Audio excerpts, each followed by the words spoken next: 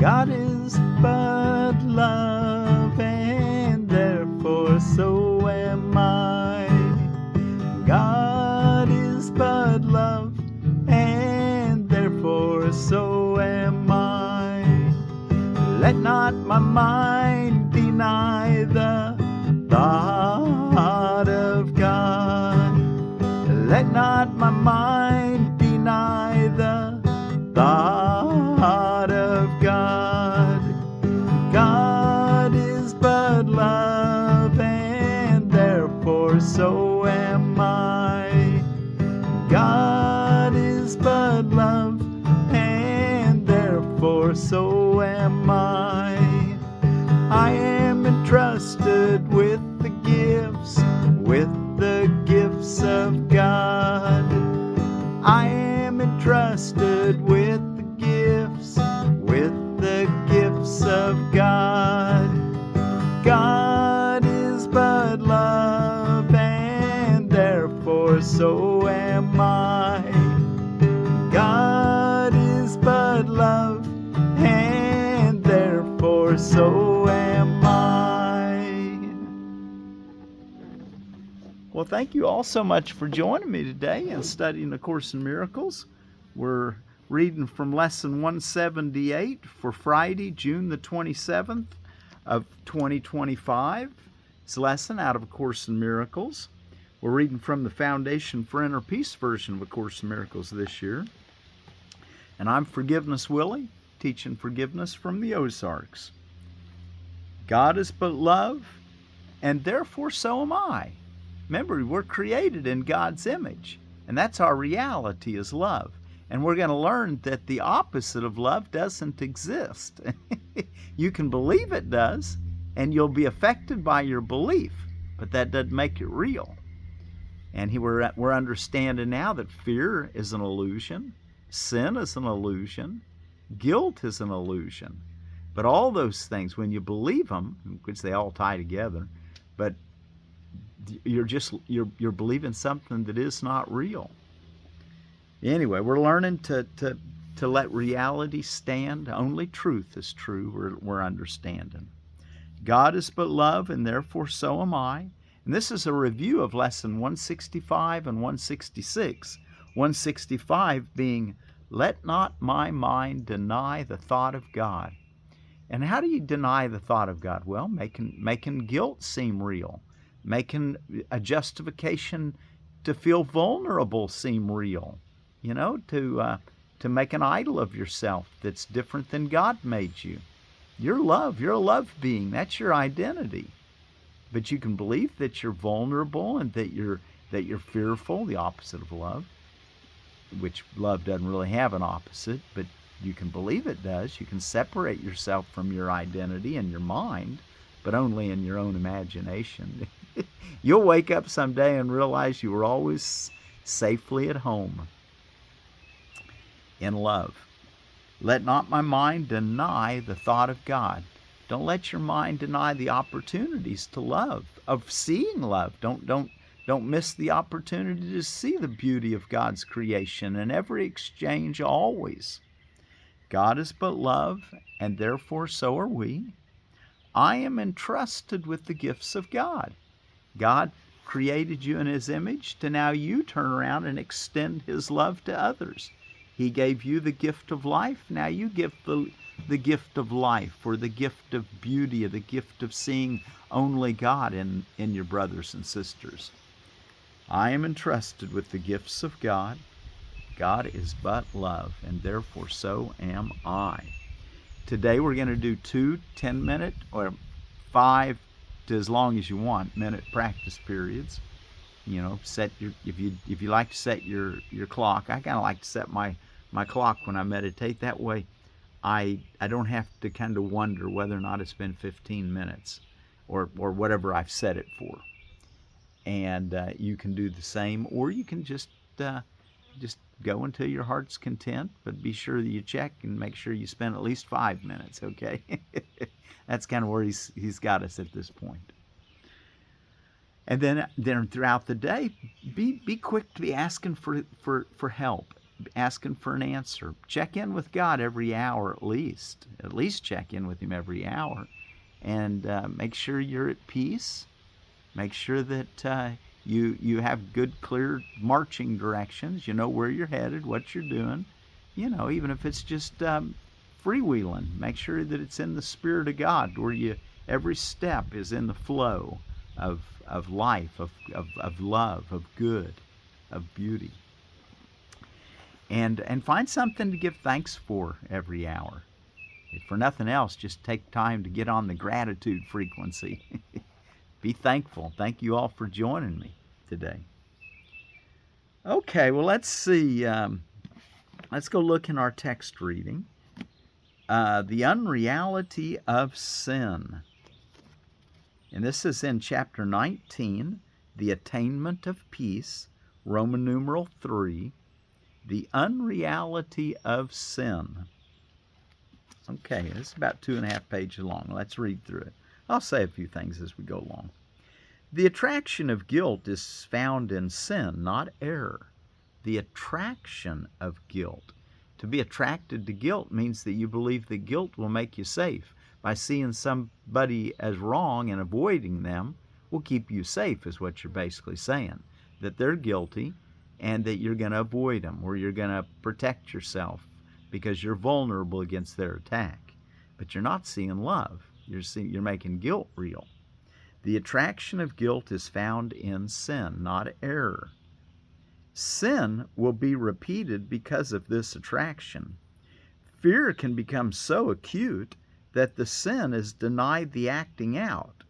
But while the guilt remains attractive, the mind will suffer and not let go of the idea of sin.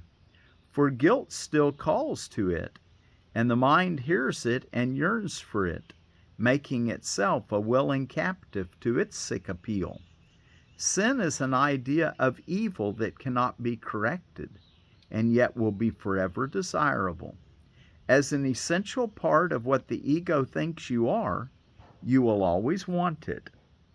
And only an avenger with a mind unlike your own could stamp it out through fear. So as long as we're looking at the world through the eye, and he's going to develop this, but just so you kind of get an idea of where we're headed here. If you look at the world that sin is real, and that you're vulnerable to its attacks, then you're going to set up a world where guilt is real, where sin is real, and where you can't just kind of let it go because it's too real for you. We want to get to the place where we can say, well, no, I'm invulnerable, and that fear must be the illusion. I'm at home. Fear is the stranger here. Remember our lesson the other day for that? So that's what we want to try to get to, that place where we can start seeing things as errors that can be corrected, rather than sins that last your whole life and even meet you at the end of life in a fiery judgment. We want to get beyond that thinking. Our loving Father makes no such worlds. Paragraph 2. The ego does not think it possible that love, not fear, is really called upon by sin, and always answers. Okay, let's read that again. The ego does not think it possible that love is really called upon by sin and always answers. So love is really called upon when we see sin. We don't have to step into fear, is what he's saying. That's a little confusing. That's why I read it without the word not fear. The ego does not think it possible that love is really called upon by sin and always answers. Love always answers, not fear. Okay? The ego does not think it possible that love, not fear, is really called upon by sin and always answers. And I might say some of these ideas are just beyond what we're usually thinking about. So you want to sit in a quiet space, if for no other reason, just to allow the Holy Spirit to bring His holy wind, His holy vibration, into your being, to line you up again with what's real. The words will help, but you need to have a deeper experience that can only be had by the winds of the Holy Spirit, you might think of it as. So be sure, I'm just trying to give you motivation for sitting still and quiet and doing your practice periods. The ego does not think it possible that love, not fear, is really called upon by sin, and always answers. The ego brings sin to fear, demanding punishment. Yet punishment is but another form of guilt's protection, for what is deserving punishment must have been really done. Punishment is always the great preserver of sin, treating it with respect and honoring its enormity. What must be punished must be true, and what is true must be eternal, and will be repeated endlessly. What must be punished must be true, and what is true must be eternal, and will be repeated endlessly. For what you think is real you want, and will not let it go. 3. An error, on the other hand, is not attractive. What you see clearly as a mistake, you want corrected. Sometimes a sin can be repeated over and over, and with obviously distressing results, but without the loss of its appeal. You'll still think that it's valuable to see sin, to see guilt. Again on that. An error, on the other hand, is not attractive. What you see clearly as a mistake, you want corrected. Sometimes a sin can be repeated over and over with obviously distressing results, a lack of peace, but without the loss of its appeal. And suddenly you change its status from a sin to a mistake. Now you will not repeat it. You will merely stop and let it go, unless the guilt remains. For then you will but change the form of sin, granting that it was an error, but keeping it uncorrectable. This is not really a change in your perception, for it is sin that calls for punishment, not error. Paragraph 4. The Holy Spirit cannot punish sin. Mistakes he recognizes and would correct them all as God entrusted him to do. But sin he knows not, nor can he recognize mistakes that cannot be corrected. For a mistake that cannot be corrected is meaningless to him. That's why when you see sin, you want to reduce it first to a mistake, and then don't hold it that high regard that it's an eternal thing that's going to always be causing you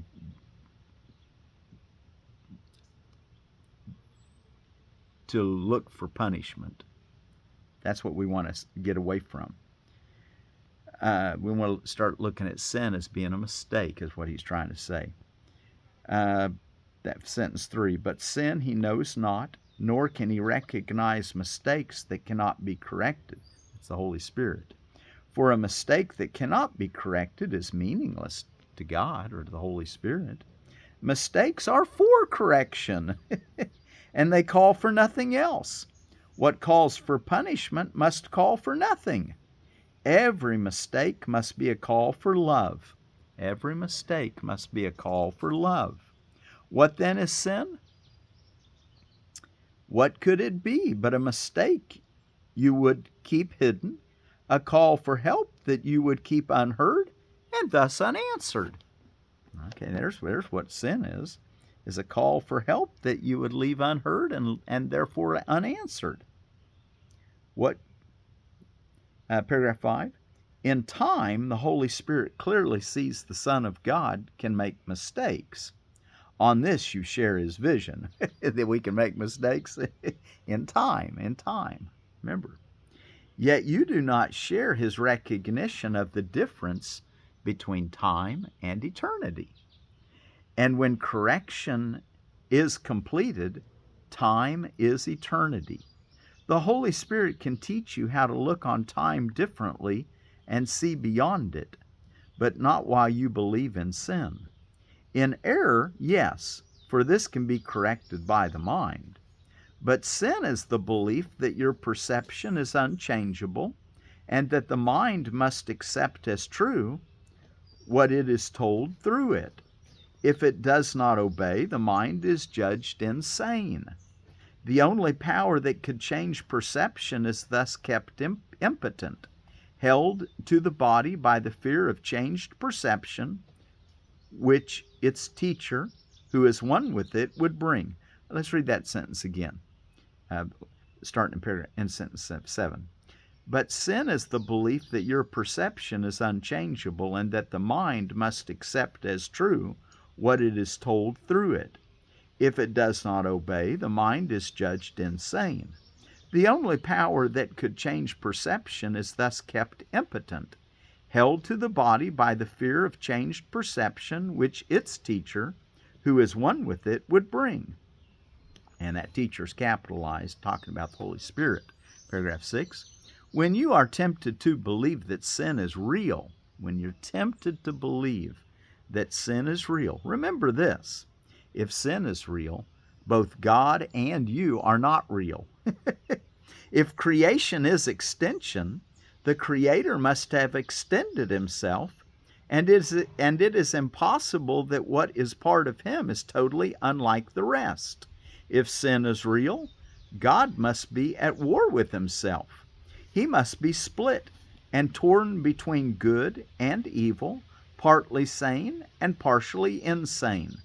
For he must have created what wills to destroy him, and has the power to do so. Is it not easier to believe that you have been mistaken than to believe in this? Paragraph 7. While you believe that your reality or your brother's is bounded by a body, you will believe in sin. While you believe that bodies can unite, you will find guilt attractive and believe that sin is precious. For the belief that bodies limit mind leads to a perception of the world in which the proof of separation seems to be everywhere. Okay, he says here's the cause of the proof of separation seen in everywhere. For the belief that bodies limit mind leads to a perception of the world in which the proof of separation seems to be everywhere. And God and his creation seem to be split apart and overthrown. For sin would prove what God created holy could not prevail against it, nor remain itself before the power of sin. Sin is perceived as mightier than God, before which God himself must bow and offer his creation to its conqueror. Is this humility or madness? 8. If sin is real, it must forever be beyond the hope of healing. For there would be a power beyond God's capable of making another will that could attack his will and overcome it, and give his son a will apart from his and stronger. The devil made me do it. What a silly idea. And yet, many of us have been there, haven't we? But there's only one will in the universe, is what he's trying to say. There's nothing that can oppose God. Nothing exists that opposes God, only in our dream state. That's why we want to wake up from the dream by practicing our lesson every day. Today, God is but love, and therefore so am I. Let not my mind deny the thought of love. Let not my mind deny the thought of God. I am entrusted with the gifts of God. I am entrusted with God's extension, his creation, that now operates through me so I can extend love. Like he extended it to make me, now I extend it to bless my brothers and my sisters. God is but love, and therefore so am I. If sin is real, it must forever be beyond the hope of healing. For there would be a power beyond God's capable of making another will that could attack his will and overcome it, and give his son a will apart from his and stronger. And each part of God's fragmented creation would have a different will opposed to his, and in eternal opposition to him and to each other. Your holy relationship has as its purpose now the goal of proving this is impossible. Heaven has smiled upon it, and the belief in sin has been uprooted in its smile of love. Let's practice mercy a little quicker. That holy relationship that you started off as a special relationship, you now start to see God in it in every moment. See an appeal for God's love. Either see your brother loving you or seeing them as appealing for love from you. But don't let love escape your notice. Okay, your holy relationship has as its purpose now the goal of proving this is impossible, that you could be separated from your brother or God. Heaven has smiled upon your relationship, and the belief in sin has been uprooted in its smile of love. You see it still because you do not realize that its foundation has gone. Its source has been removed, and so it can be cherished but a little while before it vanishes. Only the habit of looking for it still remains. 9. And yet you look with heaven's smile upon your lips and heaven's blessing on your sight. You will not see sin long, for in the new perception the mind corrects it when it seems to be seen, and it becomes invisible. Errors are quickly recognized and quickly given to correction to be healed, not hidden. You will be healed of sin and all its ravages the instant that you give it no power over your brother, and you will help him overcome mistakes by joyously releasing him from the belief in sin. Has your brother sinned, or has he just made a mistake, is what he's trying to say. Release him so that you can be tuned in with reality again. Paragraph 10. In the holy instant, you will see the smile of heaven shining on both you and your brother, and you will shine upon him in glad acknowledgement of the grace that has been given you. For sin will not prevail against a union heaven has smiled upon. Your perception was healed in the holy instant heaven gave you. Forget what you have seen and raise your eyes in faith to what you now can see. The barriers to heaven will disappear before your holy sight, for you who were sightless have been given vision, and you can see, because you're looking through the eyes of Christ, the forgiven world. Look not for what has been removed, but for the glory that has been restored for you to see.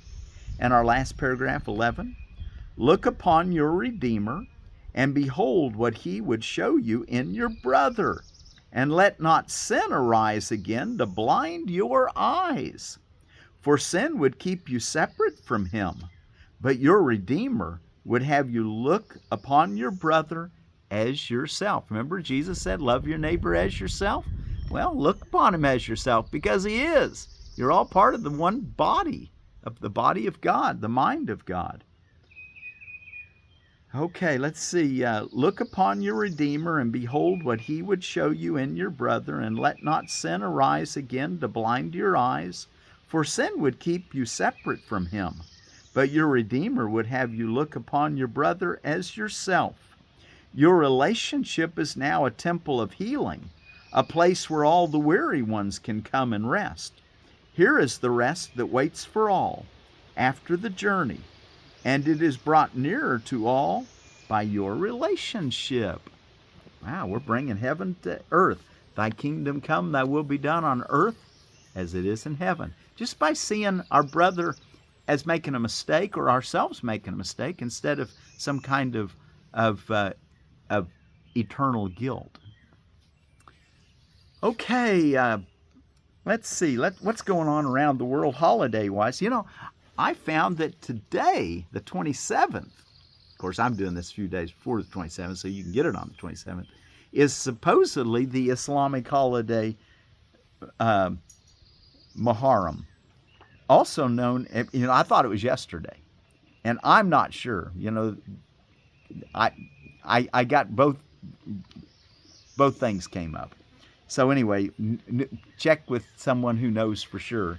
But it's somewhere real close, I'm sure. Either today or yesterday is the Islamic New Year, also known as Al-Hijra, I think is how you pronounce that. And a Catholic holiday today or holy day, I guess the way they'd call it. Holy day, holiday. Solemnity of the Sacred Heart of Jesus. Of course, we all want to have that Sacred Heart of Jesus in our daily life. Have mercy more quickly. See your brother making a mistake or an appeal for love, but not a sin. A couple other things I found on holidays and observances was Canadian Multiculturalism Day, Canadian Multiculturalism Day, and Helen Keller Day, born today in 1880 and died on June 1st of 1968, 87 years old. What an amazing woman. Didn't have her ability to see or her ability to hear, and yet she was admirably tuned in with people. And today, out of edible landscaping, I've got an Asian pear, and this one's called the Makawa Jiro Asian pear. It's a Diospyros khaki, a small tree, 10 to 12 feet high, very cold hardy, ripe when it turns orange, usually seedless.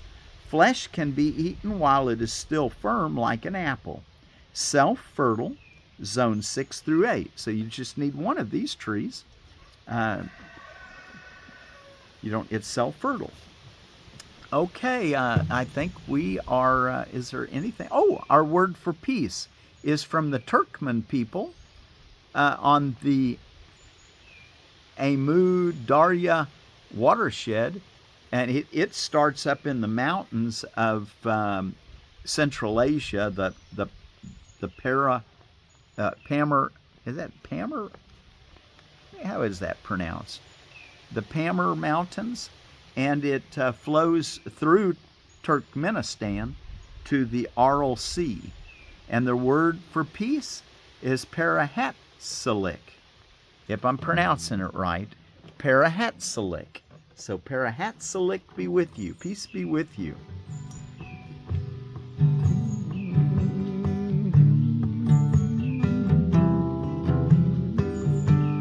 I might say something we could pray for about the Turkmenistan and the Amu Darya watershed people is that it's a really drought-prone area, desert region, and Afghanistan built a big dam, and so a lot of their water doesn't make it to them anymore. Kind of the same thing is happening in the United States for the Mexican water on the Rio Grande. We need to all work together to let us all have all the water we need.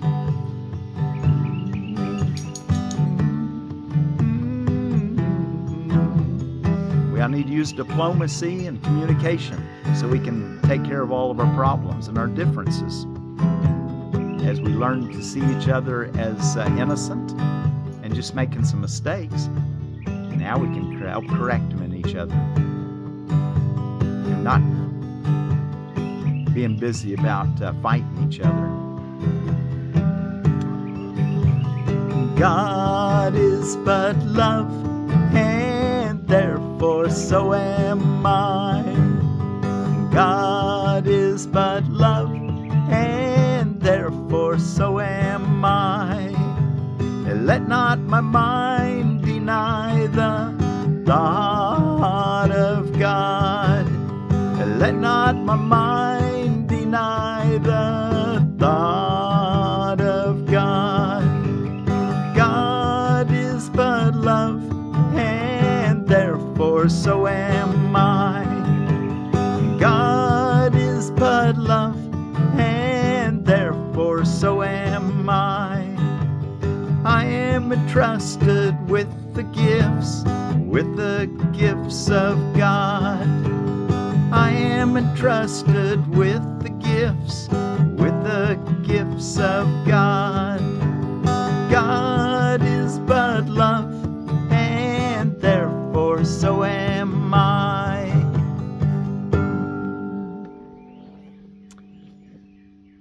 Parahatcylik. Parahatcylik.